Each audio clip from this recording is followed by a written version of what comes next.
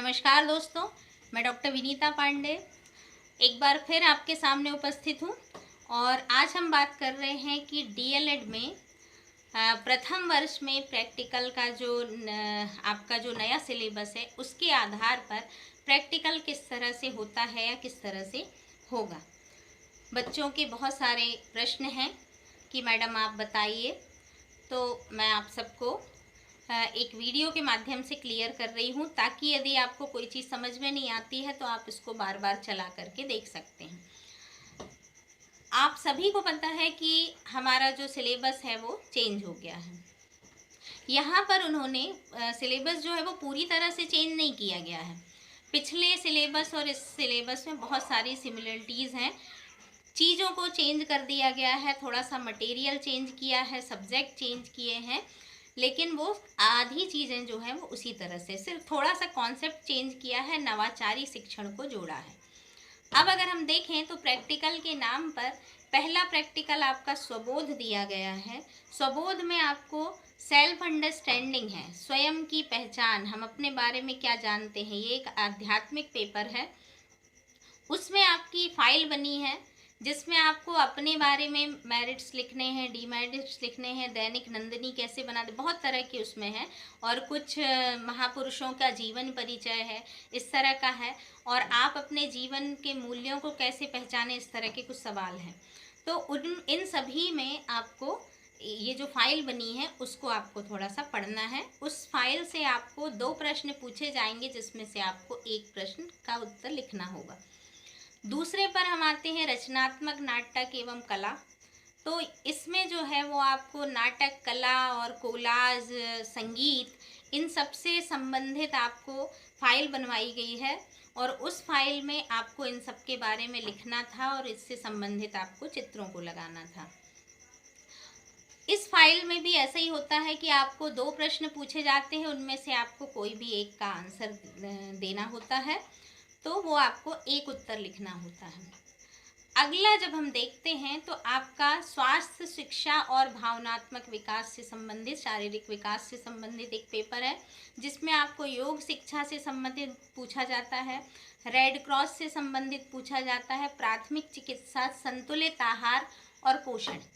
तो इसका भी आपका एक वो बना हुआ है प्रैक्टिकल की फाइल। उस फाइल में आपने बहुत सारे चित्र चिपकाए होंगे और इसकी आवश्यकता क्यों है स्वास्थ्य शिक्षा की अध्यापक शिक्षा में। तो इस तरह का प्रश्न पूछा जाता है कि स्वास्थ्य शिक्षा और भावनात्मक विकास को हमने क्यों रखा है। इस तरह का एक प्रश्न इसमें से भी पूछा जाता है। ये आपके 3 प्रैक्टिकल हुए। अब जो चौथा महत्वपूर्ण प्रैक्टिकल होता है वो आपका होता है इंटर्नशिप से संबंधित। जो इंटर्नशिप आपने 24 दिनों की थी उसमें अगर हम देखें तो स्थिति इस साल की ये थी, जो नया सिलेबस है उसके आधार पर पहले जो होता था हमें केवल गवर्नमेंट स्कूलों में पढ़ाने जाना होता था। शासन ने नवाचारी शिक्षण में ये जोड़ा कि प्राइवेट शिक्षा, प्राइवेट एजुकेशन जो होता है, स्कूल होता है, वहाँ की शिक्षा और गवर्नमेंट स्कूलों की शिक्षा, और उनकी वहाँ पर आपको कुछ रिपोर्ट्स बनानी थी, जिनने बनाई है उनको पता है। तो जिन्होंने इंटर्नशिप की है, आप नया सिलेबस अपना खोल करके देखिएगा तो उसमें सारी चीज़ें सबके फॉर्मेट आपको बताए हैं और किस तरह से लिखना है ये भी मैंने बताया है। और जिसको समझ में ना आए वो फिर से पूछ सकता है। तो एक रिपोर्ट है आपकी शाला अवलोकन, दूसरा है आपकी कक्षा अवलोकन। तो शाला अवलोकन में स्कूल के बारे में बहुत सारे टॉपिक दिए हैं, उनको फिल करना है। प्राइवेट और गवर्नमेंट स्कूल दोनों के बारे में लिखना है। भले ही आपके एग्ज़ाम फॉर्म भरते समय आपका डाइस कोड एक स्कूल का पूछा जाता है, एक स्कूल शो होता है, लेकिन नए नियम में जो आया है वो आपको गवर्नमेंट और प्राइवेट स्कूलों में 2 वीक वहाँ इंटर्नशिप करनी थी आपको और 2 वीक यहाँ करनी थी। तो ये हो गया आपकी इंटर्नशिप। और साथ में उन्होंने लेसन प्लान के कॉन्सेप्ट दिए थे। सेकेंड ईयर में आपको अधिक लेसन प्लान बनाने हैं और फर्स्ट ईयर में केवल आपको उन्होंने थोड़ा सा 2 से 3 प्लान के आधार पर उन्होंने बताया था। पहले जब हम देखते थे तो फर्स्ट ईयर प्राइमरी तक होता था, सेकेंड ईयर 6 to 8 होता था। नए कॉन्सेप्ट में 1st to 8th तक फर्स्ट ईयर को ही शामिल कर दिया गया है। और पहले जो हिंदी और गणित होता था, यहाँ पर इंटर्नशिप में उन्होंने हमें 5 सब्जेक्ट को अवलोकन करने की और पढ़ाने की अनुमति दी है। तो इसमें अगर हम देखें तो हिंदी, गणित, आपका पर्यावरण विज्ञान और सामाजिक विज्ञान, फर्स्ट ईयर में आपको इनसे संबंधित 2-3 ऐसे प्लान, आपको 3 से 5 प्लान आप बना सकते थे। तो ये प्लान आपके हो गए जो आप एक रजिस्टर में 2 पार्ट करके बना सकते थे।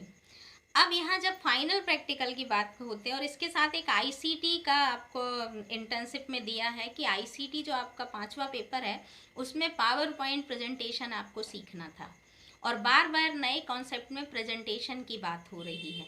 तो वो जो प्रेजेंटेशन है वो वास्तव में पावर पॉइंट प्रेजेंटेशन है जिसमें हमको इंटर्नशिप कार्य प्रणाली को प्रेजेंट करके दिखाना था।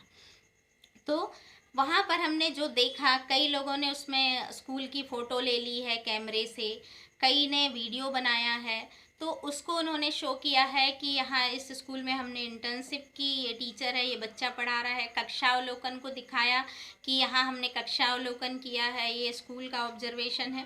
प्रेयर हो रही है तो उसकी फ़ोटो ले ली, टीचर स्टाफ के साथ फ़ोटो, इन सब को पावर पॉइंट प्रेजेंटेशन में लोड करके आप उसको बहुत अच्छा प्रेजेंट कर सकते हैं। दूसरी चीज़, अगर हम सिंपल प्रेजेंटेशन बनाते हैं, इसके लिए मैं एक अलग वीडियो बनाऊंगी आपको कि पावर पॉइंट प्रेजेंटेशन किस तरह से बनाएं।